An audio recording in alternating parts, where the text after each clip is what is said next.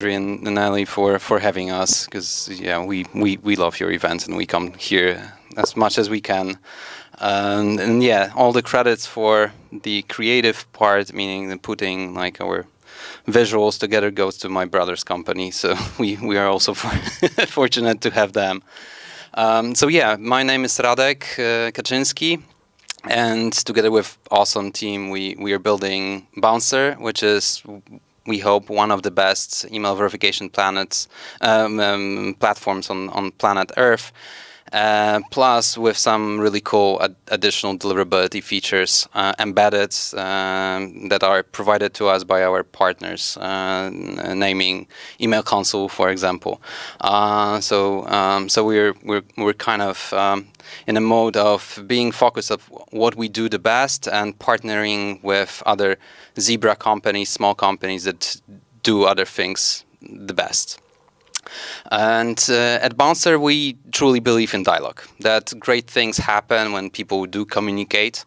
And as we all know, email is a very powerful communication channel, but it has its challenges. And some say that even 20% of emails that are being sent do not reach the recipients' inboxes, which is a pity, especially if we've got something of an importance to communicate about.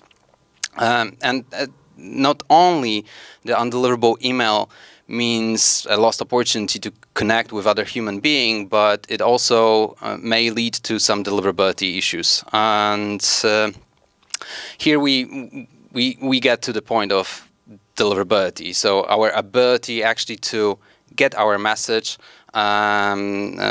delivered to the inbox of our recipient, and it's many factors that are being involved if it comes to deliverability that affect deliverability, starting with the infrastructure being set up properly, with the proper authentication, with already created and maintained reputation, with the email practices, so how we manage our contacts, how we monitor, how we improve, and how we control our volumes, but also the message itself, whether its form, its content, but also how well it's being kind of personalized or dedicated to another human being that's on the other side of the screen.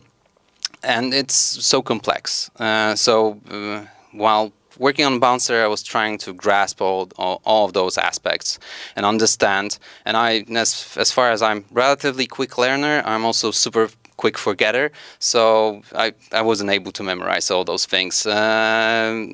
Actually, if I would watch a presentation of Pierre Pinault that had a presentation today earlier that flows from MailSore, that actually describes all the basics together in an amazing flow, probably I would memorize it much quicker, but unfortunately I haven't seen it before. By the way, if you haven't seen it, find Pierre. This presentation is really good.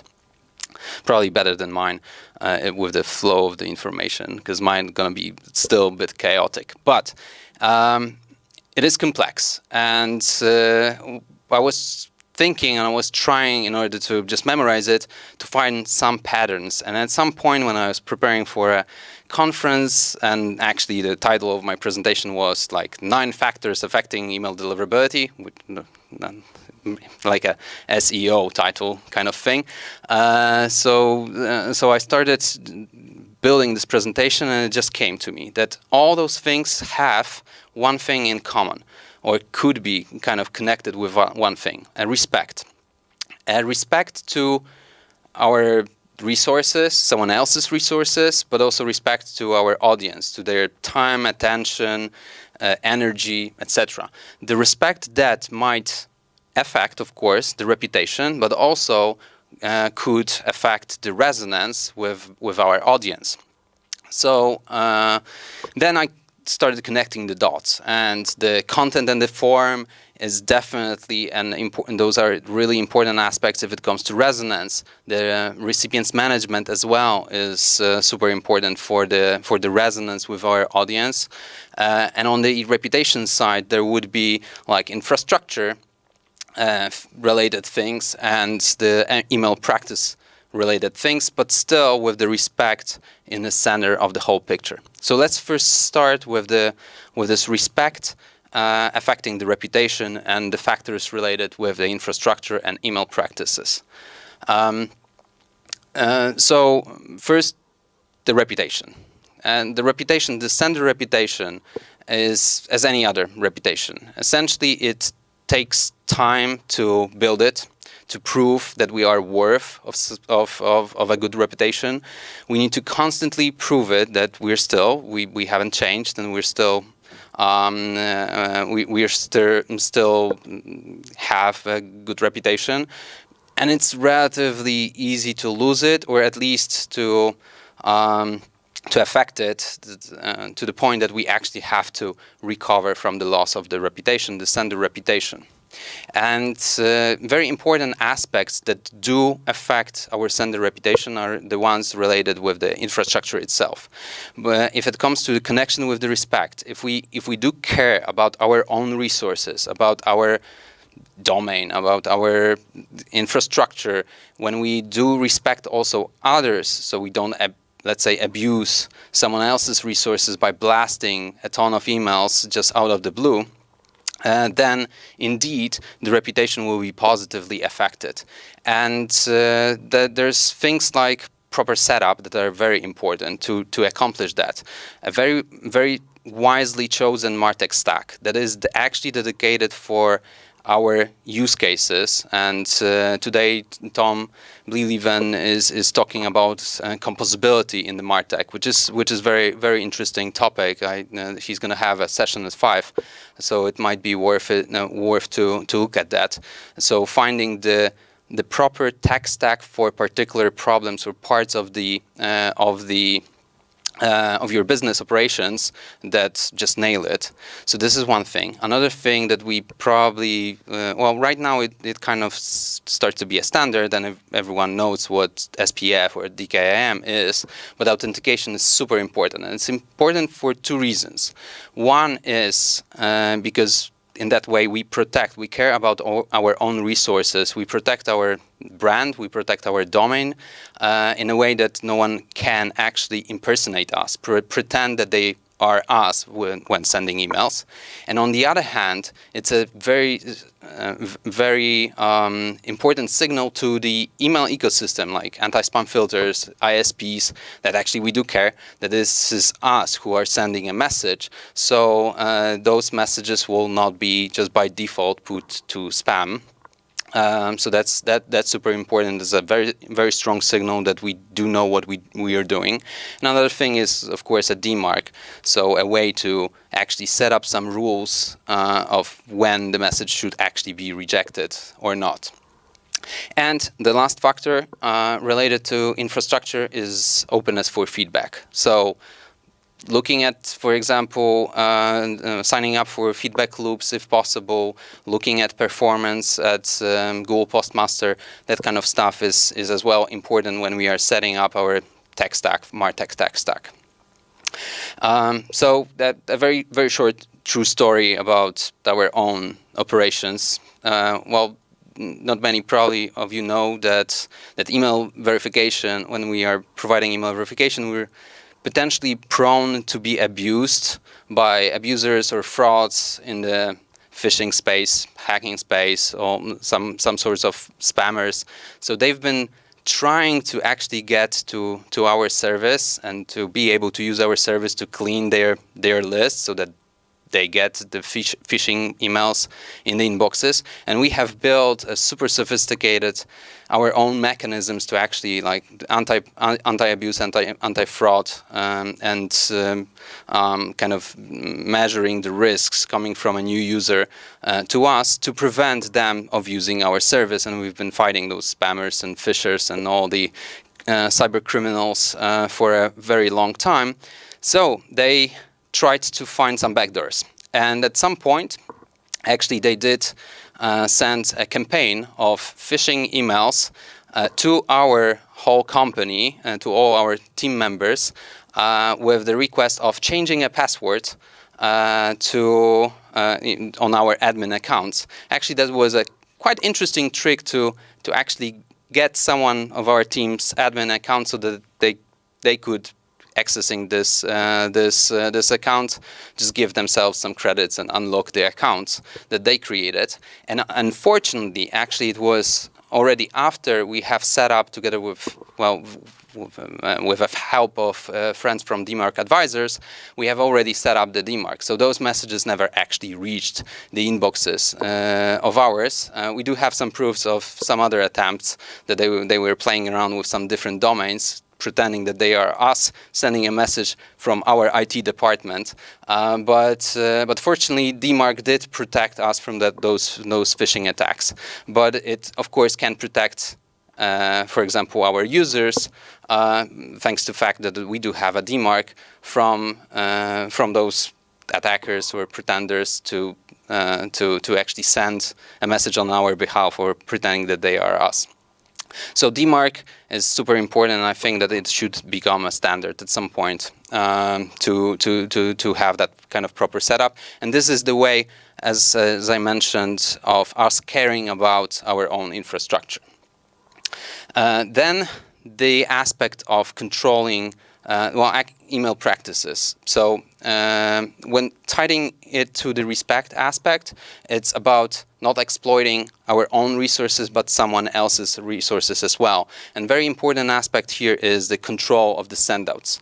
So it's actually respecting the limits, but also being consistent and being predictable, so that we just don't come up out of the blue with a blast of a huge campaign when no one else was expecting and actually have not dedicated resources to manage our messages coming to the inboxes.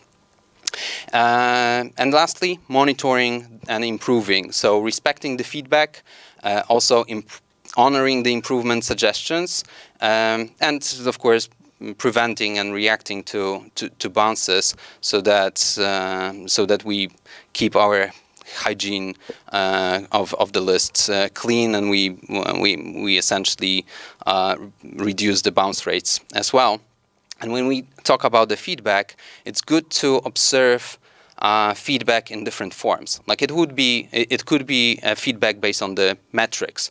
Well, we all know here that like open rates and also click rates not necessarily are like very precise, meaning some automatic caching is opening the emails before actually someone it's being reached to someone inboxes, or even anti-spam filters are clicking just to see what's behind the URL. So there's more into that. So we should never look at the open rates or click rates just exactly stick to the numbers, but the trends do show things. So if we have been operating on the levels of, let's say, 40% of open rates, maybe in reality it means that 30% of humans do open the emails. But then when we drop to 20%, it means something. Or when we actually just out of the blue go to higher, it also might mean that maybe anti-spam filters. So any changes to the trends are something important, some important information, give some important information, at least a signal that we should do something. And also the signals is also a form of the feedback. So when people do engage with our, let's say they get out of the email, they click to our website, and then they are engaged with some content on the website, it's good to know that as a positive signal. So observe that kind of feedback, but also negative signals like unsubscribes or report as spam. Those are very important signals to observe as well.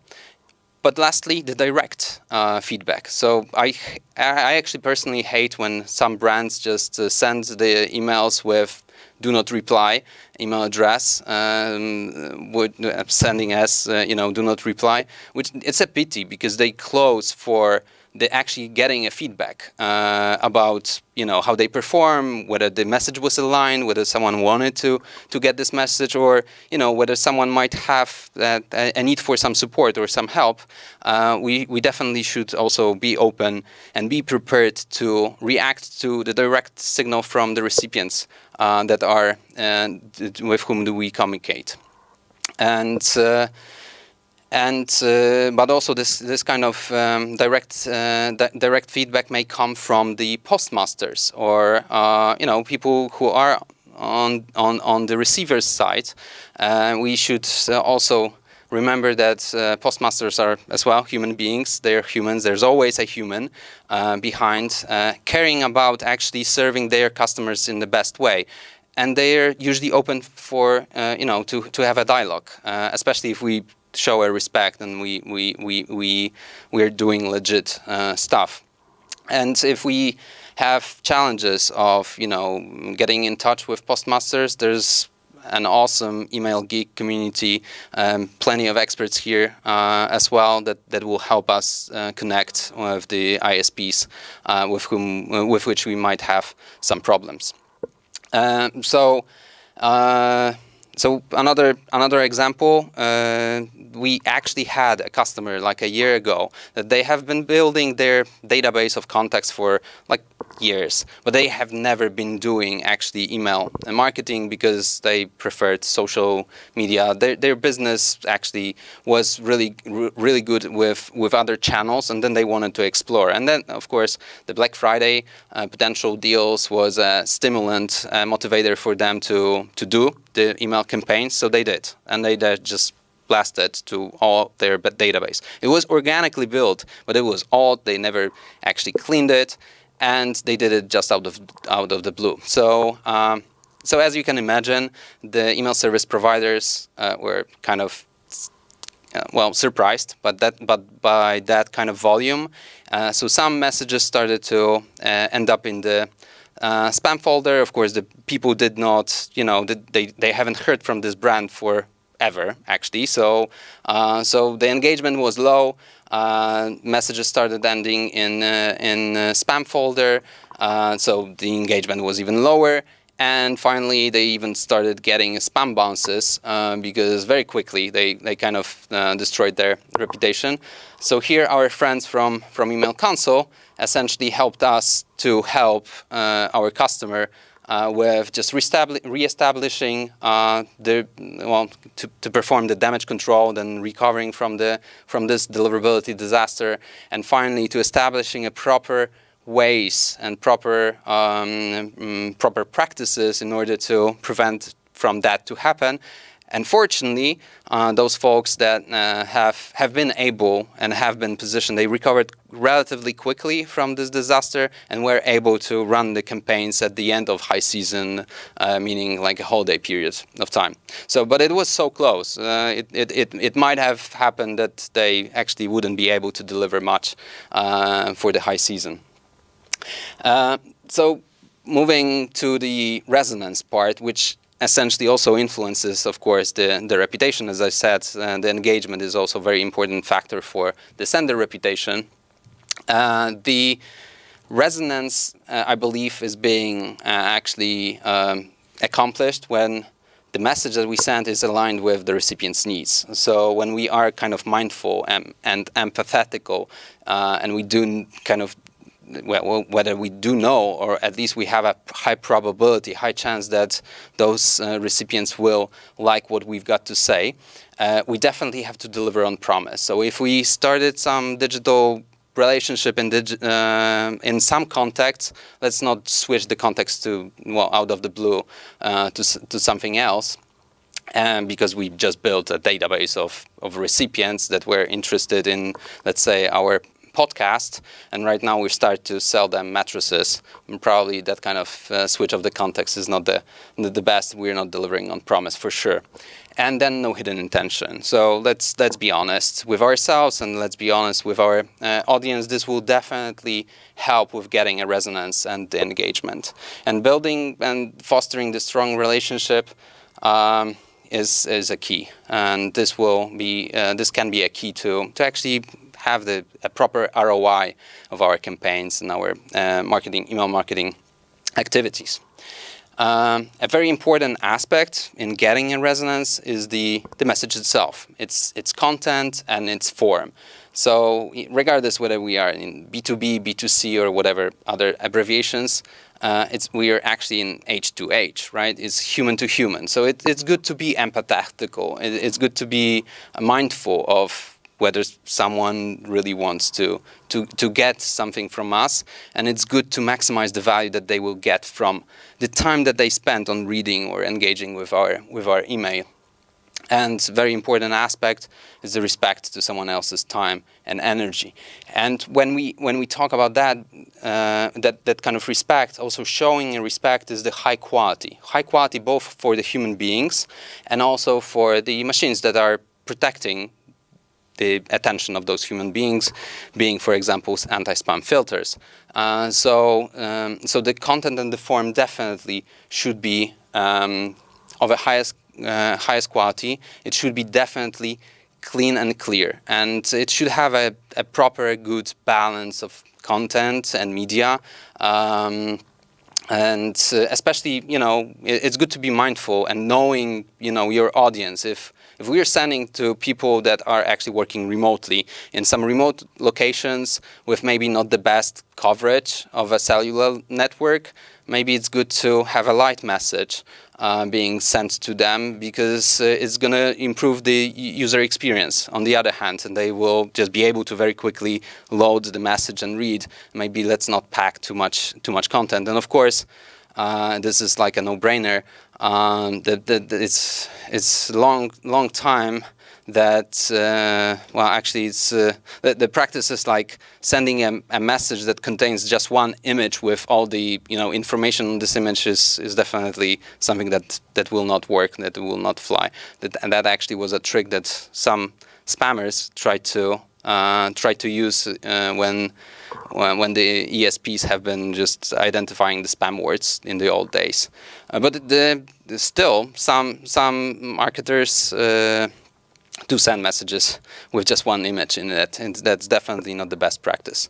The links that work, so it's also a show of respect to someone. So, let's double check those links. Let's double check if they do work before we press send, and it's because someone might want to actually interact, might want to convert, might want to go to our website, and it's going to be kind of a waste of their time for them to find actually the link to the place that we wanted to redirect them. An unsubscribe option, but I believe we have heard of that here on plenty of occasions, that we also have to respect the fact that someone is maybe already tired, or they just switch the context. They don't want to get some of our messages.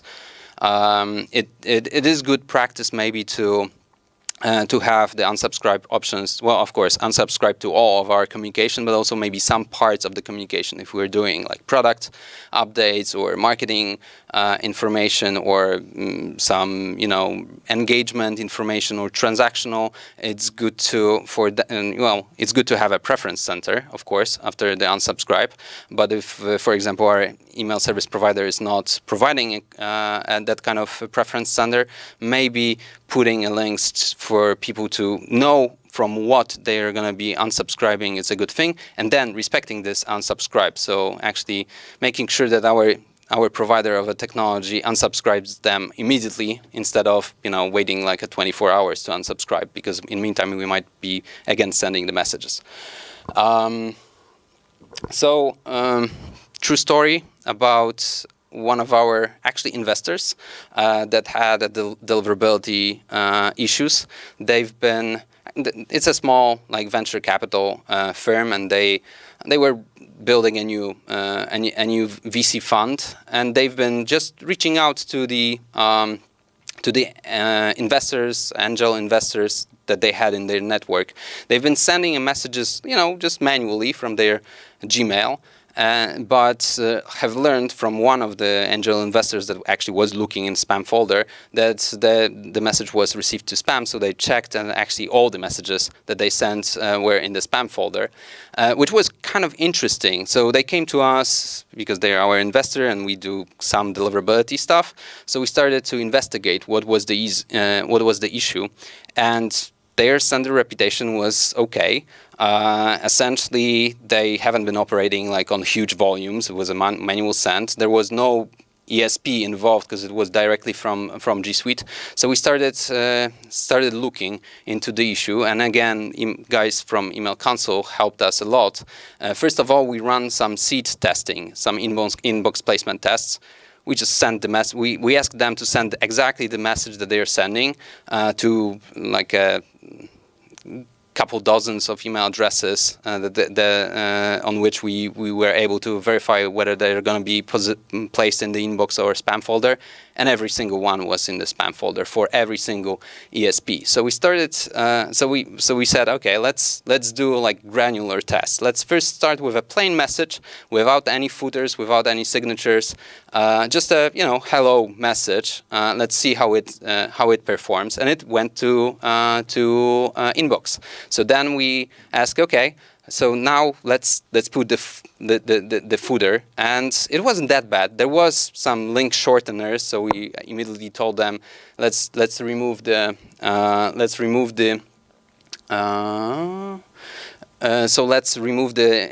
shorteners. There was a lot of links actually to. They had a link to another domain, so it was good just to work on the URLs, and then we again looked at the body of the message that they initially sent. We removed all the links. There have been a lot of links to like LinkedIn accounts, that was a time when there have been a lot of phishing. Ooh. Okay. 2 minutes. So it was a time when there was a lot of phishing attacks also on LinkedIn. So there was a hypothesis that Google doesn't like LinkedIn URLs as well. So we removed those, and it still was landing in spam folder. So then we looked actually at the HTML, and it was so dirty. I have never seen a dirty HTML. I used to be a developer, and I suck at that. And I build really bad HTMLs, but I have never seen that kind of dirty HTML behind it. So I asked them, hey, how did you craft the message? And they said, oh yeah, we actually crafted it in Office, Word, and then copy pasted it and put it in Gmail and pressed send. So imagine, well, for the human eye, there wasn't a difference, but the font was changed in the middle of the sentence. And apparently Google didn't like that kind of dirty HTML. When we just corrected the HTML, it flew. So it was in the inbox. But it was really interesting case, actually, to work with. Okay, recipient management. I guess I've got like 1 minute. Probably I covered a lot of those already. So the wise segmentation and the holistic approach on all phases of the relationship. There will be different expectations from our audience at the beginning of our relationship than farther down the stream. So people might change the preferences, or the context is different. Maybe sometimes it's good to start with a higher frequency and then reduce the frequency of our messages, or the opposite. So we need to actually know and understand each other, our needs, and first of all, capture correct information upfront, but also be prepared and be listening to the changes, whether this is a change in the contact information, but also in the preferences. And dealing with pauses, but we talked about the unsubscribe already and managing the bounces for sure. So let's treat our subscribers as a part of our community. Let's segment properly to maximize the value when it's needed. So the timing is also important.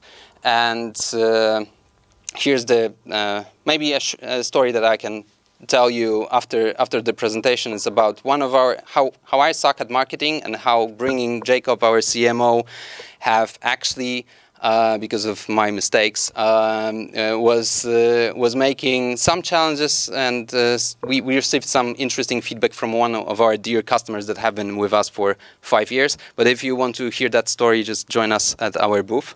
And wrapping up, I hope that after this presentation, even though a bit chaotic, not as good as Pierre's, on the same topic, you will be with me, that actually we can put respect in the center, and that when we are going to be, respecting each other, when we're going to respect our own time, energy, and attention, and our resources, the high deliverability will come, and we will succeed.